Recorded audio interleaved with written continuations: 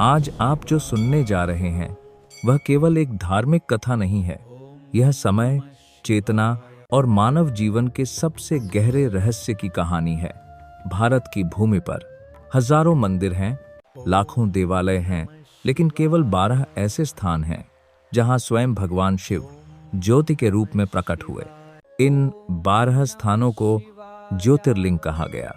शिव का कोई आकार नहीं है, शिव का कोई जन्म नहीं है। शिव को न तो देखा जा सकता है और न ही पूरी तरह समझा जा सकता है। शास्त्र कहते हैं, जब मानव के लिए निराकार ब्रह्म को समझना असंभव हो गया, तब वही ब्रह्म प्रकाश बनकर प्रकट हुआ। उस प्रकाश को कहा गया ज्योति, और जब वही ज्योति पृथ्वी पर स्थिर हुई तो वह बन गई ज्योतिर्लिंग। ज्योतिर्लिंग का अर्थ केवल पत्थर का लिंग नहीं है, यह चेतना का स्तंभ है। यह आकाश और पृथ्वी के बीच ऊर्जा का सेतु है। इसीलिए प्राचीन ऋषियों ने कहा, ज्योतिर्लिंग केवल पूजा स्थल नहीं बल्कि साधना स्थल हैं। यहाँ खड़े होकर मनुष्य अपने भीतर के अंधकार को स्पष्ट देख सकता है। अब हम बढ़ते हैं हिमालय की ओर। केदारनाथ। केदारनाथ साधारण तीर्थ नहीं है, यह मोक्ष का द्वार है। महाभारत युद्ध के बाद पांडव भारी पाप बोध से ग्रस्त थे। उन्होंने शिव को ढूंढा, लेकिन शिव पांडवों से सीधे नहीं मिलना चाहते थे। शिव बैल का रूप लेकर हिमालय में छिप गए। भीम ने उन्हें पहचान लिया और पकड़ने की कोशिश की। शिव पृथ्वी में समा गए। उनका पृष्ठभाग यहीं प्रकट हुआ। इसीलिए केदारनाथ में शिव का पिछला भाग पूजा जाता है। केदार का अर्थ है ज्ञान का क्षेत्र।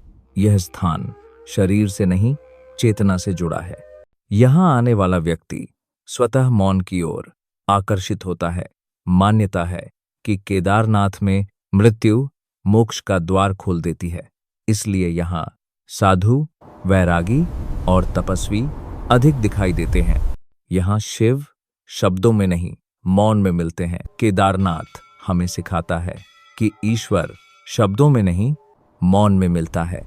जब जीवन अत्यधिक शोर से भर जाए, जब उत्तर हर जगह खोजने पर भी न मिले, तब केदारनाथ मौन की ओर ले जाता है। जो शिव को अपने भीतर ढूंढता है वह मुक्त है।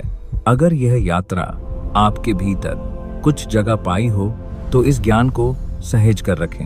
ज्योतिर्लिंगों का रहस्य किसी एक स्थान में नहीं है, उनका वास्तविक प्रभाव तब शुरू होता है जब मनुष्य उन्हें अपने भीतर जोड़ना शुरू करता है।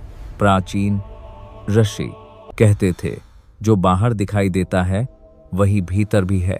इन 12 ज्योतिर्लिंगों को एक साथ देखा जाए तो वे 12 मंदिर नहीं, 12 द्वार हैं। ये द्वार मनुष्य को अपने ही भीतर ले जाते हैं।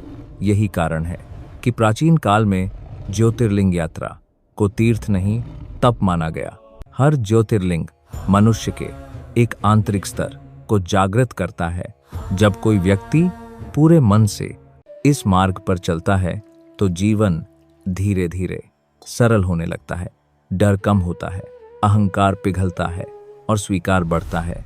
शिव कुछ मांगते नहीं हैं, वे केवल जागृत करते हैं। अंत में एक सत्य स्मरण रखें, शिव को मनाने की आवश्यकता नहीं है, शिव को पहचानने की आवश्यकता है।